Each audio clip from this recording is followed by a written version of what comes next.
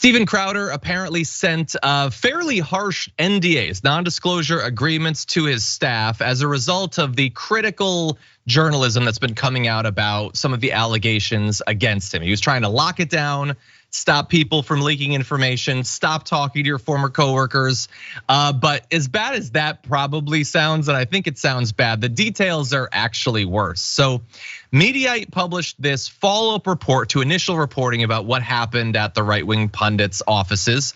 And just 2 hours after that was published, CEO Gerald Morgan told staffers they could no longer communicate with former employees. NDAs were sent out later, but I guess it was informal before they tried to get people to sign things. So those agreements have been reviewed by Mediaite as well. They were sent on July 26th, so just a couple of weeks ago, and they read in part, employee maintains its promises and covenants not to disclose confidential information as defined in the amendment, blah, blah, blah, you can't do all this stuff. So, like locking down your employees so they can't talk to people who used to work there is, I feel like that's saying more about what they might say than about them. But anyway, that's not all. It also says that if you breach this NDA, you will have to pay the company liquidated damages in the amount of $100,000. And also, you have to agree that that insane amount, you have to say, I hereby acknowledge that said damages are reasonable, do not constitute a penalty, and I further agree that I will not contest the reasonableness of said liquidated damages in any such action, blah, blah, blah, blah, blah. So look, I think that the amount seems unreasonable. I would say based on all those stipulations, they understand that it's unreasonable. You would not have to keep asserting that it's reasonable if it was. The king doesn't need to tell you that he's king, so to speak. But anyway, they were told they had to sign it by that Friday, and that was not the end of it. Crowder decided to personally address his employees, and that's where it's going to get worse. But first, A.B., what do you make of the NDAs? Look, I've never had to sign one, but maybe they're more common in these sorts of situations that I know. I mean, I've signed NDAs. I've also had to have employees sign NDAs.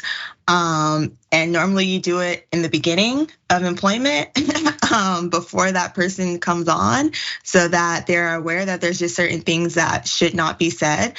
But when you're doing it, when you already have an employee and then you're forcing employees to sign them under duress by a certain deadline, then that's when it becomes unconscionable. Like then now it's like, okay, what's really going on here? Do I need a lawyer to come review this for me? So in this particular instance, I will go get a lawyer and make sure, that the stipulations in these are valid. But $100,000 for talking to someone, and you're not saying specifically like what should not be discussed or why it shouldn't be discussed. You're just telling someone you're gonna punish them for discussing certain information or just discussing things in general. Sounds very vague, and it just sounds unconscionable. And like I said, it sounds like they're being forced under duress, which would make it invalid at the end of the day. Yeah, we'll see how this gets adjudicated. As you will all find out, several people decided not to sign it. But here's what one person said about Steven Crowder having this July 27th meeting where he was warning people to not speak out. By the way, note that he's not saying don't lie about us. He's just saying don't tell what actually happened. Keep doing it. I'm gonna keep saying this stuff. You don't get to tell people about it, which is just fascinating. But the source says Steven was livid. Really, he seems even keeled. He and Gerald Morgan said they knew someone was talking to you. That's the author of the Mediaite piece based on the article you wrote. They said whoever text messages former employees about us not being able to hang out with them would be given amnesty if we confessed by 2 p.m. If no one confessed, then they would see it as malice. No one confessed, so they started interrogating a few people. So you're not even allowed to tell the former employees that you can't talk to them anymore. You have to ghost them, okay, protecting Steven Crowder and his company at the expense of your relationship with your friends, and you can't even tell them why you're doing that, even before you've signed the NDA, by the way. So then it gets worse. So during this meeting, he downplays the sexual misconduct allegations made against him, which we will remind you of later. But he says, according to the source, quote, if you're not okay with guys playing sack tap, then this isn't the place for you. And let me just say, God. As I said in my production meeting, if he had not done any of the other stuff that had been, alleged against him, that would be sexual misconduct. Making that sort of statement to your employees just seems unacceptable. Anyway, a source said that after the interrogation of the staffers, four employees decided to just walk. One source close to Crowder said, Crowder was intimidating. Stephen's increasing justification of his workplace sexual behavior between men makes a lot of male employees uncomfortable. He always says it's joking, but it doesn't seem like a joke to anyone anymore, which is probably part of why several people decided to leave. A.B., what are your thoughts? That's disgusting, first and foremost. But second of all, it just sounds like you're trying to protect yourself from legal liability. And it's not gonna work. I mean, just even the whole NDA portion of it is giving like guilty before you even get found guilty, and it's kind of scary. But you can't stop people from talking, right? You can't stop people from talking to their friends as long as they are not sharing information that majority of us would assume should be kept confidential. I don't see what the issue is at this point. And yeah, those employees, y'all need to go get lawyers because that don't sound right. Yeah. None of it. And what happened to the sexual harassment training? Like normally when you start a job, there's some sort of sexual harassment training in the beginning, just so you know kind of your boundaries and what you're allowed to say and do and to respect people's personal space. But if you're still working there. I mean, what it seems like is that there was some sexual harassment training, but it was training in how to sexually harass. That's what it seems was like. Training, yeah, absolutely. Yeah, by the way, this is not on the employees. Employees should have the right to be able to work for even people who seem horrible without being abused. As an objective observer, though, just in terms of his behavior, is anyone surprised by literally any of this? That seems like his entire character. Like even setting aside, I know that people are making allegations that, like one of the former employees says that he's grooming employers as a case to be made. I don't need for any of that to be true or whatever. Like this doesn't have to be like a thing of sexual orientation or whatever. You can't touch the testicles of your employees, just as a general rule.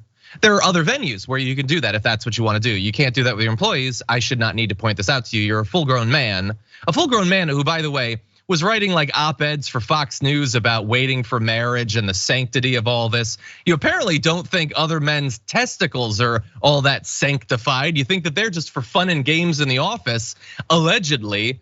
That no one deserves to work in a place like that, and then to legally threaten them because they have a problem with your insanely toxic juvenile behavior is pathetic. And I will close by saying, you remember last week when he put together this little ad for something big coming, and he put like a video of all like leftists criticizing him, even put video of me. I didn't respond at the time because I generally don't care what he does. That was after this. Methinks maybe he did that to get ahead of the fact that all this bad news is gonna be coming out. Bad news on top of bad news on top of bad news. Just cut him loose. He was never talented anyway. Who actually cares if he remains in this field? Any final thoughts, AB, before we move on? I feel bad for those employees if I'm being honest, and I hope that he gets sued really quickly because that's just not acceptable. I mean, you should feel safe in your workplace, right? And it's not to say, I'm not saying that the employee should be blamed here at all whatsoever. What I'm saying is that you should be able to work in a safe place, a safe space. And I think that even the people who are above him or even allowing this to continue, like y'all should be vicariously liable too for his behavior. Yeah. Because people just should not feel like they have to go to work in a space where they're being sexually assaulted or otherwise being deemed to be bad people because they don't agree to be sexually assaulted. Like what 100%. Kind of world are we living in if that is the case? Yeah, I was gonna remind everyone of the actual allegations. They're out there if you wanna know all of the insane things that he did. I will just close with this. One of the other, I guess, straws that broke the camel's back is in the very recent past, Michael Spadone, a former field director at Project Veritas, who was accused of kissing and groping a former colleague in a since settled lawsuit, has been brought on to the Louder with Crowder team to replace someone else. So they brought on a person with a history of lawsuits involving sexual harassment and assault, showing that they care a lot about what's been going on. Anyway, this is who they are. They've been very clear. Not all the employees, they're not responsible for what the figureheads do.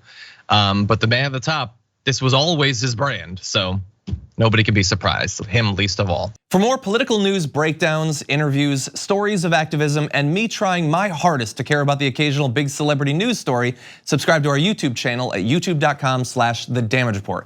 And you can ring the bell wherever it is so you don't miss anything.